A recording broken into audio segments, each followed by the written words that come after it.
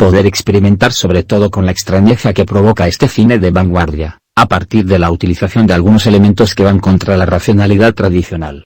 La yuxtaposición de elementos que son inverosímiles, que parece que provienen del mundo del sueño y que tienen mucho que ver con todo aquello que está reprimido por la sociedad burguesa. Como por ejemplo, el tema de la sexualidad. Estos temas, que son los que abordaron los surrealistas, sirven como motivación para ingresar el tercer bloque, que va a estar dedicado a lo que denominamos las poéticas, que tienen como eje la irrupción de lo irracional. Es cierto que hay medición de la expresión también, que podrían incluirse de alguna manera como una subrama de las políticas expresionistas. Pero acá, más que expresar los sentimientos individuales de los artistas, lo que se busca es traer a la superficie, de alguna manera, todo lo irracional, todo aquello que está en el fondo de nuestras conciencias y que no pertenece al orden de la realidad cotidiana. Ya sea desde el punto de vista de las pulsiones y los instintos, por ejemplo, el instinto de violencia o un instinto de agresividad, que Freud va a llamar la pulsión de muerte. Ya sea todas aquellas conexiones que aparentemente son ilógicas del pensamiento que se dan en otros momentos distintos de la vigilia, como pueden ser el sueño de los estados definitivos. Vamos a trabajar fundamentalmente con tres movimientos: el futurismo, en orden cronológico, cuyo epicentro va a ser Italia; el dadaísmo, que va a tener como sedes principales Suiza y los Estados Unidos al menos en un primer momento; el surrealismo, que va a tener su centro en la ciudad de París. Estos movimientos, que se encuadran en las tendencias de la irrupción del irracional, se inscriben temporalmente entre las primeras décadas del siglo XX y se extienden durante la entreguerra.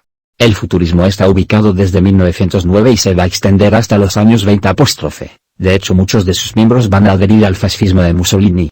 El dadaísmo lo vamos a tener surgiendo en plena guerra en 1916 y va a desaparecer a principios de la década del 20 apóstrofe. Por último, el surrealismo va a empezar justamente hacia 1924 y va a seguir durante varias décadas. ¿Por qué se producen estas formas? En realidad tiene mucho que ver con el contexto europeo de ese momento, en primer lugar con el gran desarrollo técnico-industrial que había llevado a esa Belle Époque. El auge de la burguesía y de la sociedad capitalista, que sí estaba mostrando algunos de sus principales problemas, tanto sociales como a nivel de desequilibrios internacionales. También la confrontación que se iba produciendo a partir de la competencia entre las grandes potencias europeas. A su vez, en este contexto se produce la Primera Guerra Mundial y se produce también la Revolución Rusa, que van a implicar las primeras grietas en esta confianza, en el progreso y en la civilización que habían articulado el mundo occidental, al menos desde el proceso de la doble revolución. Si bien no se cuestiona totalmente estos principios, se ha tener que esperar hasta después de la Segunda Guerra Mundial para entrar verdaderamente en crisis. Existe un primer cuestionamiento que pone sobre el tapete hasta dónde va a llegar la humanidad y cuáles son las consecuencias de ese desarrollo que se venía dando desde hacía bastante tiempo. A nivel de las artes va a llevar a un replanteamiento radical de la función y del sentido de las artes. ¿Para qué sirve el arte? Y eso va a tener que ver en general con todo el planteo de las vanguardias, pero la respuesta que dan estos movimientos es particular. Porque lo que proponen es una especie de revolución desde las artes que termine con esa civilización, con esos valores que llevaron a esos momentos de crisis y propongan algo nuevo. Para esto, algunos elementos que van a tener en común es la búsqueda de lo polémico, de lo escandaloso, más que nada para choquear al público burgués y tratar de movilizarlo. A su vez, esto se fundamenta sobre el cuestionamiento de la racionalidad y las instituciones tradicionales que se venían consolidando de la mano de esa modernidad. Por último, tiene como elemento común una tendencia a consumir los géneros, es decir, a mezclar pintura, escultura, arquitectura, teatro y surgir algunas de las formas que se van a desarrollar luego en los años posteriores. En general, estos tres movimientos que vamos a presentar a continuación tienen como elemento común todo el culto a lo irracional y al inconsciente, muy premiados por las teorías de Freud, que en ese momento están teniendo un gran auge entre la intelectualidad europea, y que dicen que hay un sustrato inconsciente que no conocemos de nosotros mismos. La función del arte en este caso va a ser dar lugar a la emergencia, a la irrupción de este componente irracional. Si se analiza la obra llamada La ciudad emerge de Umberto Boccioni, uno de los futuristas italianos que en 1910, es decir, de los comienzos del movimiento, se podría decir en primer lugar, aquellos elementos pictóricos oníricos, como por ejemplo, el trabajo con la composición, el trabajo con la línea, con los colores y también analizar el contenido que nos dan pie para introducirnos en este movimiento que fue el futurismo, que se inauguró en 1909 con un manifiesto que apareció en el diario francés Le Figaro, que estuvo a cargo de un poeta, que era Filippo Marinetti y era la figura clave del futurismo italiano, el líder dentro de ese movimiento. El futurismo va a caracterizarse por una actitud entusiasta, optimista, con confianza en el progreso y sobre todo, en el desarrollo industrial. Pero va a mostrar antes que esta utopía del futuro, Se va a dedicar a destruir de una manera muy violenta y agresiva las instituciones. Todas las formas ya consolidadas, porque para ellos, para construir esta sociedad, esta propuesta del futuro y la utopía del futuro, es necesario primero destruir lo anterior. Sin embargo, lo que vemos en la pintura de Bocconi es la recuperación de elementos que ya existían. Lo que podemos ver a nivel iconográfico, o sea, el tema está representado es un conjunto de hombres, que podemos pensar que son obreros industriales. Sobre todo a partir de la vestimenta, que están conteniendo o conduciendo, no queda claro, a un caballo. El título es La ciudad se levanta y está exaltando de alguna manera a la ciudad como ese ser fuerte, poderoso y el movimiento. ¿Qué es este caballo alado? No es solamente un caballo que es símbolo de la fuerza, sino que además tiene alas y está sostenido por todo este grupo de personas, de hombres. Porque además los futuristas exaltan el masculino, lo agresivo, tiene un gran desprecio por la mujer porque piensan que encarna la debilidad. Son esos hombres los que están sosteniendo a la ciudad moderna.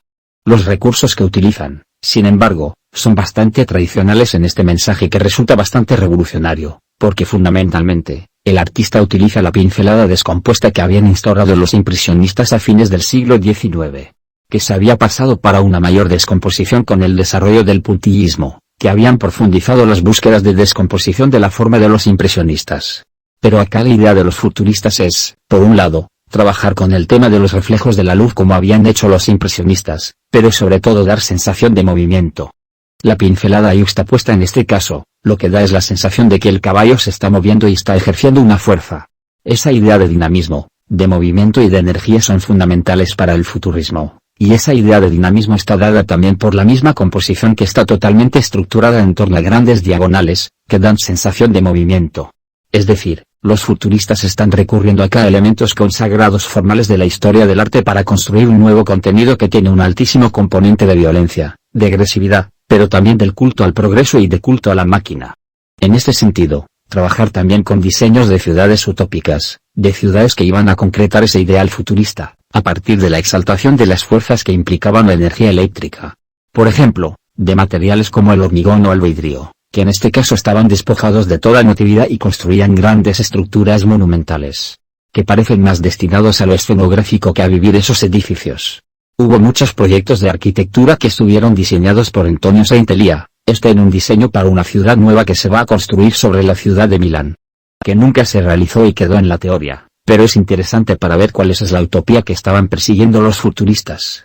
De acuerdo a lo que dicen los textos, el futurismo, lo que quiere es destruir toda lógica, pasar por una fase de destrucción de todo lo consolidado, todo lo anterior, de todas las instituciones. Por eso dicen de estar en contra de las bibliotecas, en contra de los museos, para que reine lo inverosímil, lo absurdo, lo irracional identificado con la violencia y con lo agresivo. De hecho, ellos van a estar masivamente a favor de la Primera Guerra, también como una reivindicación nacionalista, de volver a posicionar a Italia en el mundo de las artes en una Europa donde las artes estaban dominadas por el centro que era París. Por eso en la Primera Guerra, se vio como un momento perfecto, una ocasión para recuperar ese lugar perdido. Se mezcla también con estas ideas nacionalistas. Igualmente la guerra va a traer un mal saldo para ellos porque algunos como el mismo Saintelia, van a morir en combate. Lo que están proponiendo de sus bases es una destrucción de la dimensión naturalista y racional del tiempo, del espacio a través de la velocidad, la exaltación de la velocidad. En el caso de la ciudad, de esto se vería por ejemplo a partir del diseño de sistemas de transporte que iban a conectar los transportes muy rápido, que iban a conectar las distintas partes de la ciudad y que prácticamente eliminaban toda circulación peatonal.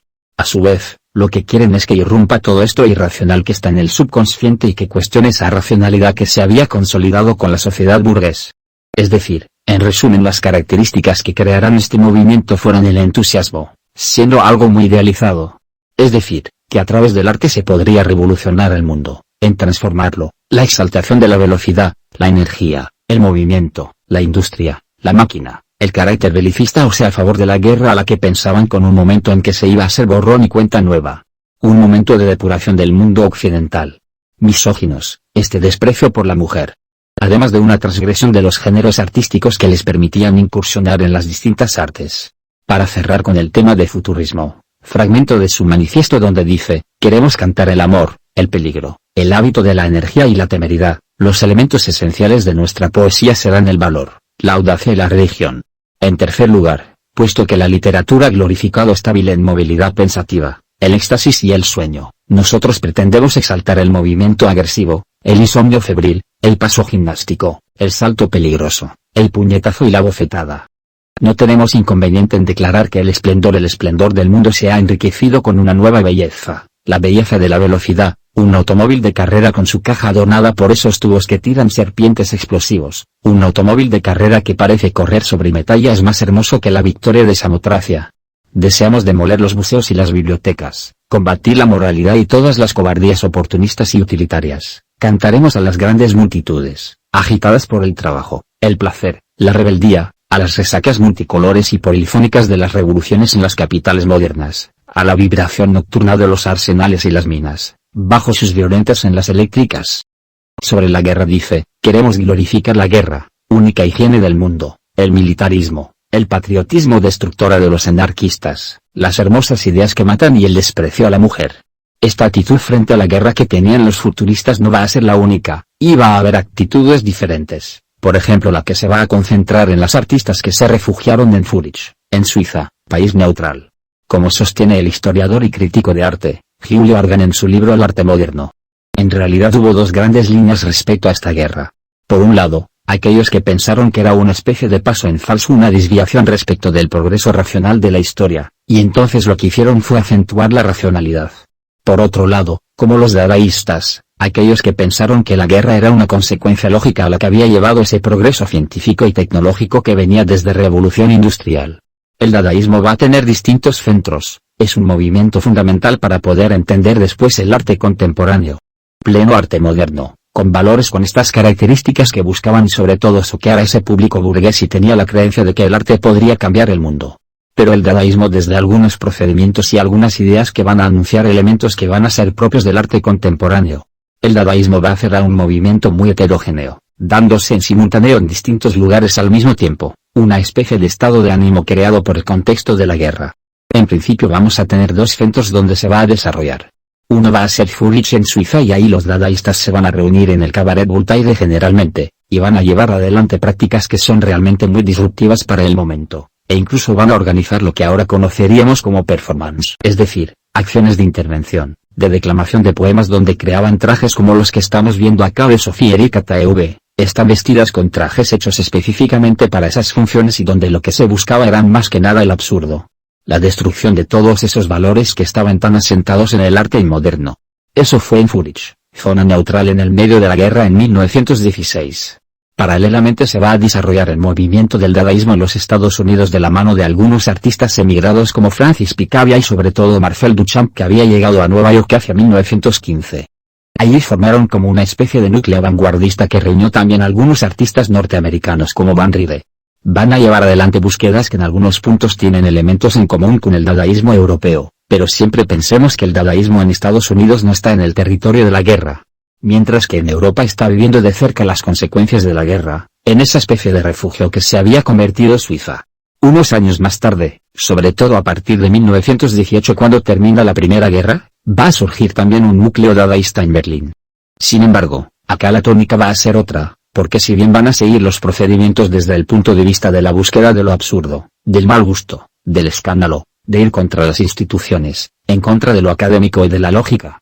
En Berlín luego de la finalización de la guerra, en el contexto de la República de Weimar, los artistas van a funcionar en alianza con los sectores de izquierda y van a hacer una crítica a todo el militarismo que había implicado esa primera guerra. Podemos ver en esta imagen de la derecha, de la primera exposición dada en Berlín, donde hay por ejemplo un maniquí vestido de militar que está flotando por sobre los espectadores.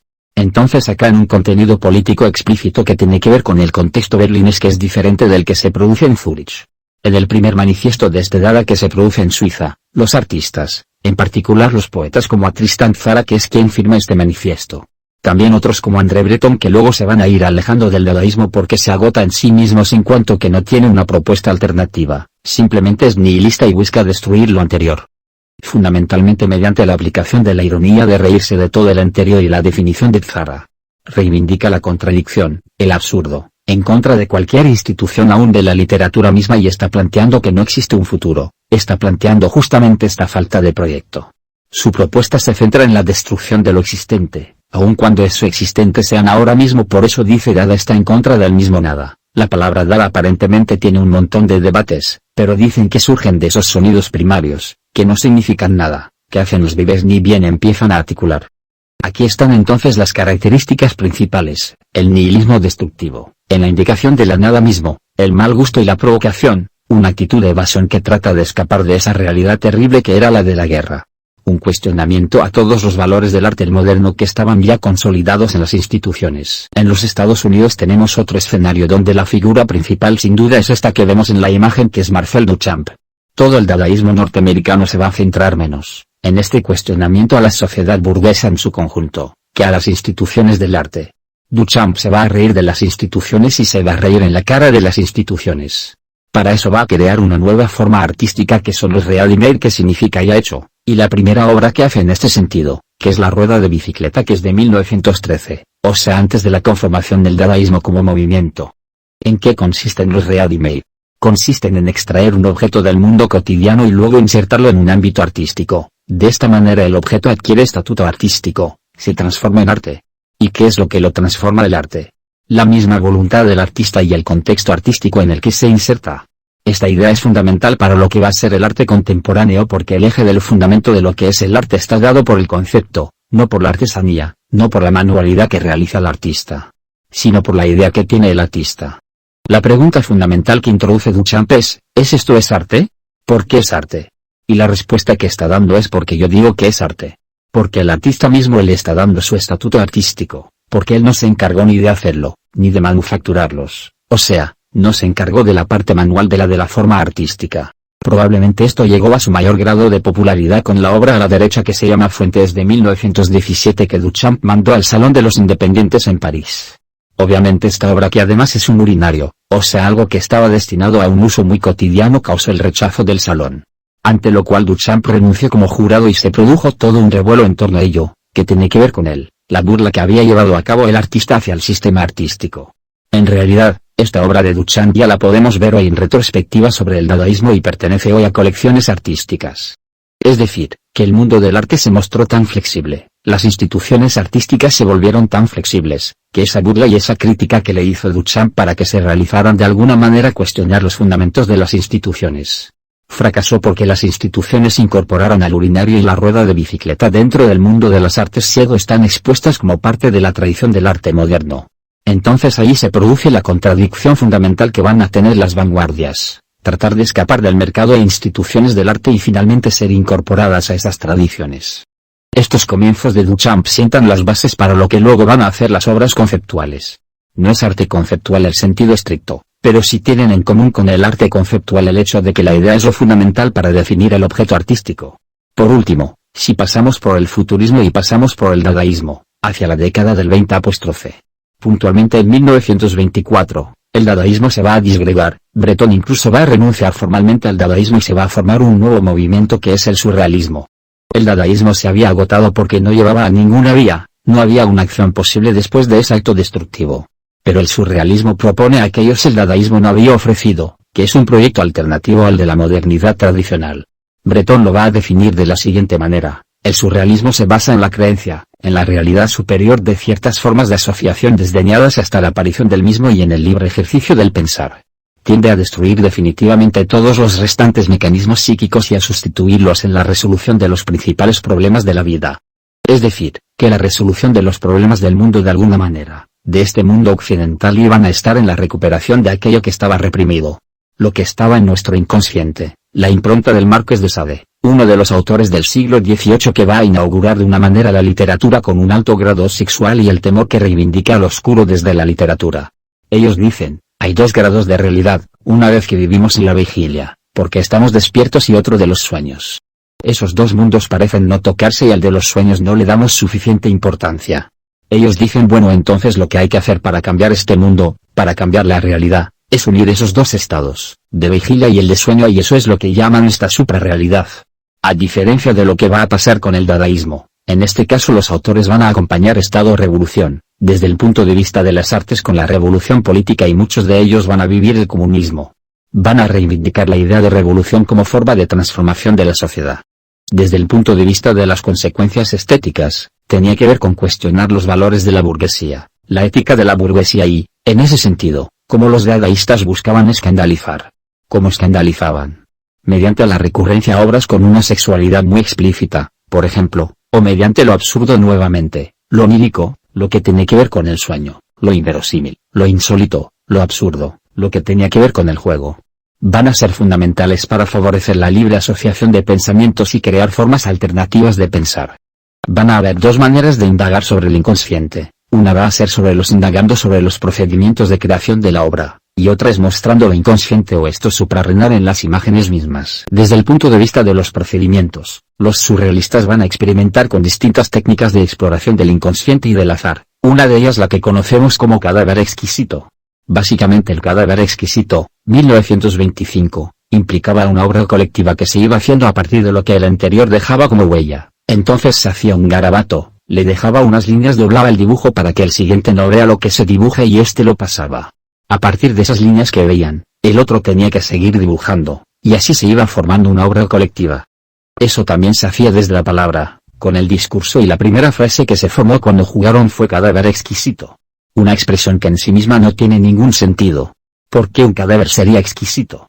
Los surrealistas también experimentaron con algunas técnicas plásticas. Uno de los más interesantes en este sentido fue Max Ernst, cuyas obras que estamos viendo en este momento que es bastante más avanzada en el tiempo, ya en la década de 1940. Esta obra lo que estamos viendo son aparentemente árboles porque Max Ernst lo tituló árbol solitario y árboles conyugales. Existe un orden de lo sexual por el carácter fálico que tienen estos árboles, sin duda, en el cual nos tiende a buscar figuras femeninas y masculinas por el título. Pero también hay algo que nos llama la atención del punto de vista de las técnicas. Básicamente hay dos técnicas que suele desarrollar Max Ernst. Una es el frotaje que consiste en poner piezas como una moneda y se pone arriba un papel para luego marcarlas con un lápiz. Así emergía la figura de la moneda. El grataje es raspar la pintura para que surja la pintura que está en el fondo. Todo esto permitía jugar con lo inconsciente y con lo azaroso desde la técnica de producción de la imagen. También permitía explorar las formas automáticas que hacían que emergiera el inconsciente, algo que no es razonado previamente, sino que va surgiendo, el automatismo psíquico, que ellos también usaban para escribir. Por ejemplo, una de las técnicas surrealistas más conocidas era el que, algunos la siguen haciendo, para elegir el tema de la creatividad, había que despertarse y escribir rápidamente los sueños, o escribir sin pensar en lo que estás escribiendo. Entonces sale un texto automático que nos sorprende en el descubrimiento de lo mismo que hicimos. También van a tener sesiones de hipnotismo donde van a permitir que surja el inconsciente. Es decir, era un gran grupo de experimentadores, que apelaban permanentemente al juego como procedimiento fundamental que daba lugar a estas técnicas. Similar es lo que ocurre de la fotografía con una de las figuras fundamentales del surrealismo en los Estados Unidos que es Man Ray, que exploró los mismos procedimientos en las mismas ideas del surrealismo, pero desde la técnica fotográfica. Muchas veces conjugando estas afirmaciones verosímiles con otras que resultaban muy familiares, como por ejemplo, las imágenes publicitarias. Las figuras femeninas que recortáramos la parte superior parecen las imágenes publicitarias de la época, década del 30 apóstrofe. Desde la fotografía para eso se utiliza mucho la técnica del fotomontaje, esto de yuxtaponer distintas fotografías para crear una nueva. Exploraciones tanto surrealistas como dadaístas desde la música y del cine. El futurismo incluso va a tener un manifiesto cinematográfico donde propone la articulación de distintas artes. Por ejemplo, la pintura y la escultura, con la arquitectura, el teatro, una conjunción de las artes en una búsqueda del dinamismo que da propia de las plantean surrealistas. También va a incorporar la música futurista, sobre todo lo que se llama el ruidismo. El ruidismo buscaba recuperar los sonidos cotidianos, los sonidos de la industria, los sonidos de la ciudad a la música, darles estatuto musical a los sonidos cotidianos.